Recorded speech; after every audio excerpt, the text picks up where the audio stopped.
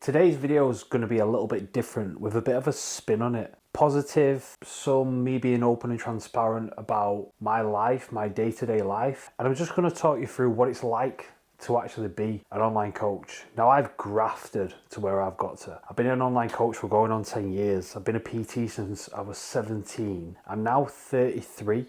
I worked in construction for 12 years and I was trying to do everything else as a pipeline dream to become what I am now. And I'm very grateful for my position. But my God, have I grafted to get to where I am. And the guy behind the camera, Robbie, he's seen everything from me. We've been filming together for now, is it 5-6 years? Yeah.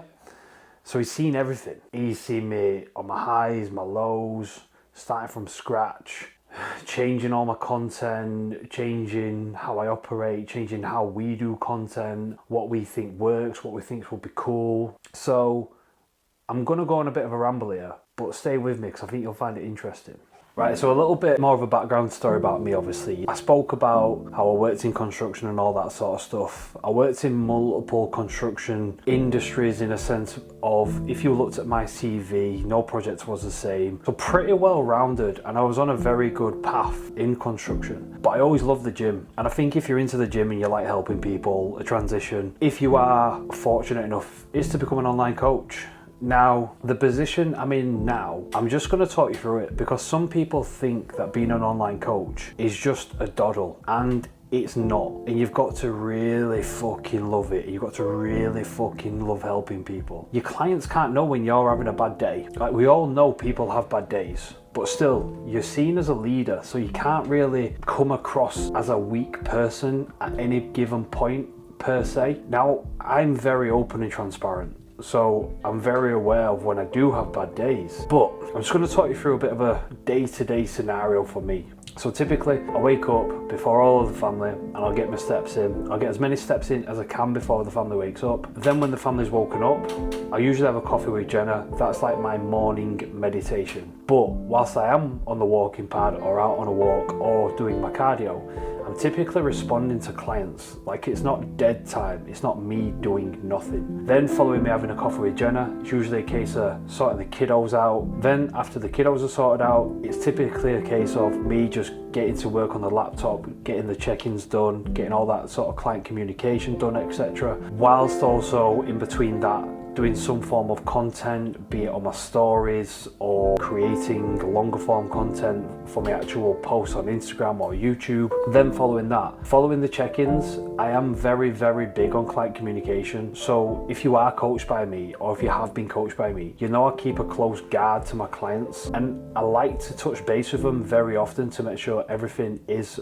okay. Now, that can take up the majority of the day because we all know what it's like when you get talking to someone. And I'm not one of them coaches who feels like you need your hand held in. It's more so I like to build a rapport with my people. That is ultimately why I do it. And I like to give people, I like to think, right, how can I roll out the red carpet to my clients? So that's typically it throughout the day. Then I'll typically train after my work block's done because I'll be training and I'll be thinking about how my work isn't boxed off. So I'll get my training out of the way. And then depending on what day it is, it's usually time to pick up the kiddo from school. And then it's get back, sort kiddo out. If Jenna's working, Jenna's working. If she's not, then I'll typically be back on the laptop. Then depends what day it is, we might have some kid activities on the evening. And then following the kid activities, what it is after that is typically have tea as a family. And then Jenna will be putting the kiddo to bed. While she's putting the kiddo to bed, more often than not, I'm then again getting back to people or boxing off any work that I have for that day, or even potentially pre-planning for the following day. Amongst all this, what people don't realize is you're constantly thinking about if a client's having a bad day, are they just going to throw the towel in, or do you need to pick them up? How can you articulate yourself to pick the person back up, to get back on the wagon and crack back on? On top of all of that, you are trying to improve yourself as a coach, be it education or keeping up with the latest science and studies, etc. So there's a lot that it entails, and you've got to really fucking love this shit. It's not just a case of spitting out numbers, giving them a training plan, a cardio regime, a meal plan, whatever it may be, and say, right, crack on. There's a lot more entailed than that, and I think a lot of people just think that being an online coach is that. There's a lot more to it, and I think it's whatever the person does make of it, but I know that I deliver the best service that I can possibly deliver to my clients. And we're all human.